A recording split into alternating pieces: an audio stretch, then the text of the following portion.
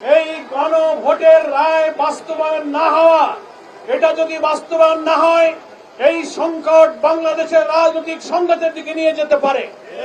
উনাকে অনুরোধ করেছি, আপনি পার্লামেন্টের গার্ডিয়ান হিসেবে দেশের প্রধানমন্ত্রী, সংসদ নেতা এবং বিরোধী দলীয় নেতা উভয়কে নিয়ে আমাদের গণভোটের ম্যান্ডেট অনুযায়ী 70% হ্যাঁ ভোটে জয়যুক্ত হওয়া গণভোটের রায় বাস্তবায়নের আইনি পদক্ষেপ আপনি গ্রহণ করবেন।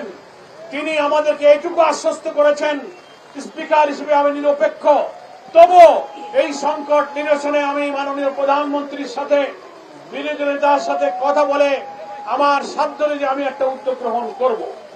এতটুকু আশ্বস্ত উনি আমাদেরকে করেছেন এবং এটাও বলেছেন যে আজকেই আমরা আসার পর ওনার সাথে প্রধানমন্ত্রীর বৈঠকের সময় নির্ধারিত আছে, সেই সময় তিনি এই স্মারকলিপি নিয়ে প্রধানমন্ত্রীর সাথে কথা বলবেন, এটুকু তিনি আমাদেরকে ওয়াদা করেছেন। সম্মানিত দেশবাসী, বৃষ্টিতে ভিজে আমরা আপনাদের আর কষ্ট দেব না। এই আন্দোলন 36 দিনের যে কর্মসূচি 11 দল ঘোষণা করেছে তারই একটা অংশ আজকে ছিল।